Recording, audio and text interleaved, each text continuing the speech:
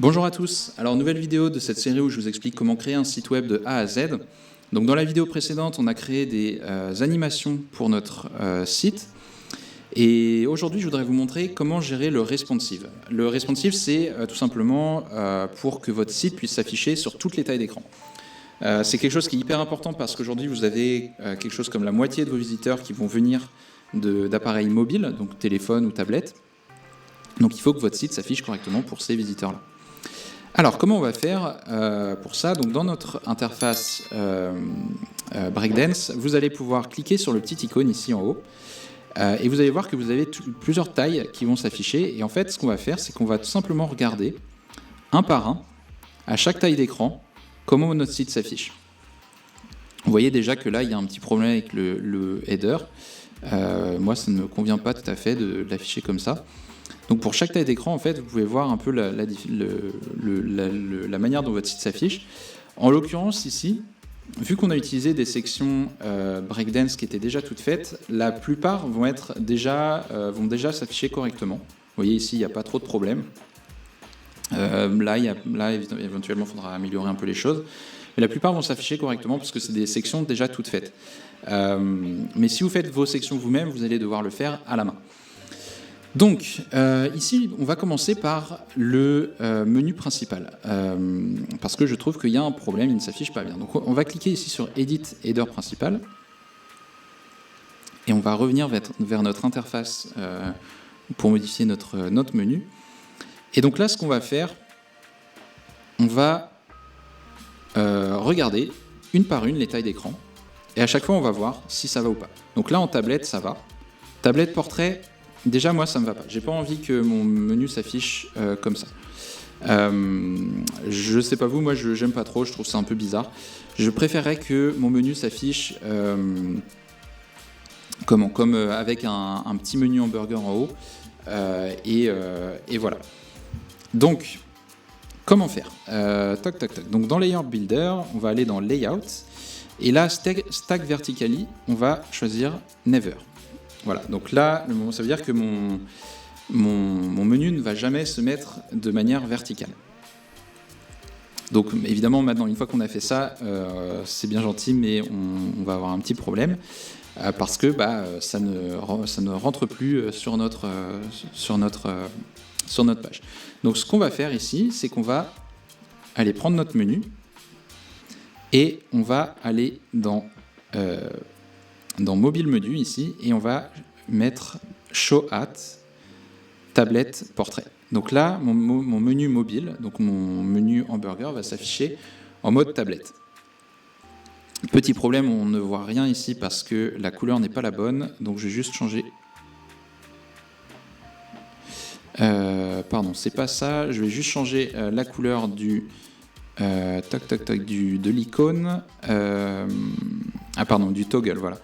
Donc l'icône, vous allez mettre couleur de texte, par exemple, sachant que vous pouvez choisir un icône différent, mais celui-là est très bien, c'est l'icône classique des menus hamburger. Et quand on clique, hop, ça nous affiche notre menu. Ensuite, ce que je veux, c'est ce bouton, je veux qu'il disparaisse quand j'arrive sur cette taille d'écran. Donc là, je vais aller dans mon menu avancé et je vais cliquer sur Hide on Breakpoint.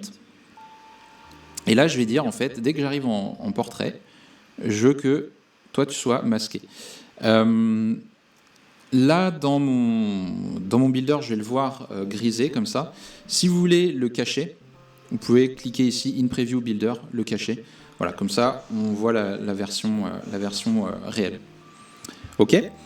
Donc maintenant, on va juste rapidement faire 2-3 modifications sur notre menu mobile. Soit vous gardez l'espèce de truc de menu déroulant comme ça. Sinon, vous pouvez, moi j'aime bien le mettre en full screen. Ou en off canvas, pardon, c'est mieux. En gros, ça fait un menu qui apparaît comme ça en slidant sur le côté. Donc, ce qu'on va faire ici, c'est qu'on va rapidement remodifier les quelques couleurs. Donc, le toggle, il est bon. Toc. Les liens, les liens, on veut pas de background jaune. Par contre, on veut que les liens s'affichent avec les couleurs de texte. Voilà.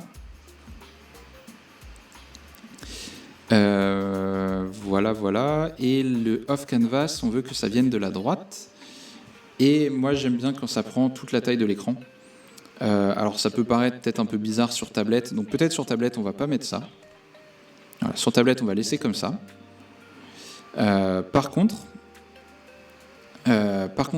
sur plus petite taille d'écran, on va pouvoir mettre 100%. Donc, par exemple, là, si je descends en Phone Landscape, là, moi, je pense que on peut mettre 100%. Et donc là, en fait, vous voyez que quand je modifie la taille ici, ah non, pardon, pour ça, ça ne marche pas. Alors, c'est évidemment un mauvais exemple, évidemment, je vous prends le seul exemple où ça ne marche pas. Normalement, quand vous changez la taille d'écran, ça ne modifie que sur la taille d'écran que vous choisissez. Bon, ici, en l'occurrence, apparemment, ça va être tout le temps la même taille. C'est pas grave, on va garder cette taille-là. Donc, du coup, quand je suis en desktop, hop, j'ai mon menu comme ça. Et si je descends, hop, j'ai mon menu comme ça. Ok ?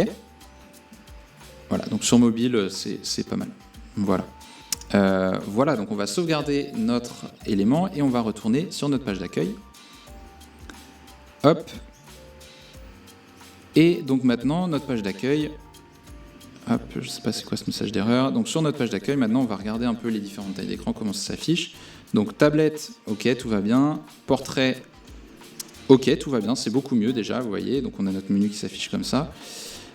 Phone Landscape, alors là c'est pas mal, moi je trouve que ça devient un peu gros, le titre est un peu gros, donc je vais simplement ici réduire la taille, donc je vais mettre 48 pixels par exemple, voilà, et là on est pas mal, et vous allez voir que si je descends encore, eh ben, la taille est restée à 48 pixels.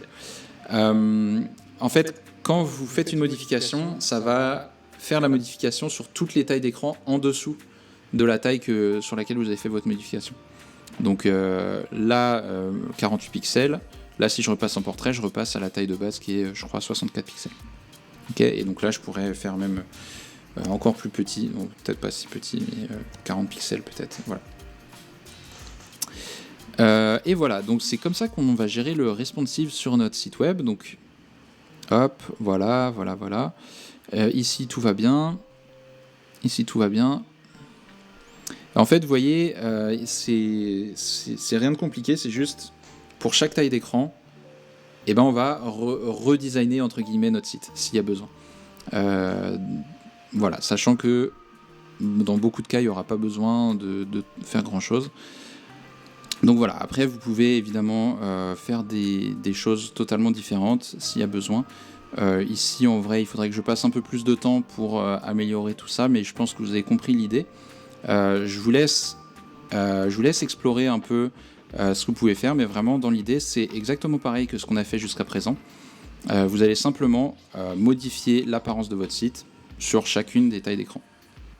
Voilà, donc je vais m'arrêter là pour le responsive, je pense que vous avez compris un peu l'idée. Dans la prochaine vidéo, on va voir comment créer un blog pour votre site. Donc en attendant, n'hésitez pas à mettre un petit like sur cette vidéo si elle vous a plu, moi ça m'aide énormément pour développer la chaîne. N'oubliez pas non plus de vous abonner si jamais vous ne voulez pas louper les prochaines vidéos. Et moi je vous dis à bientôt.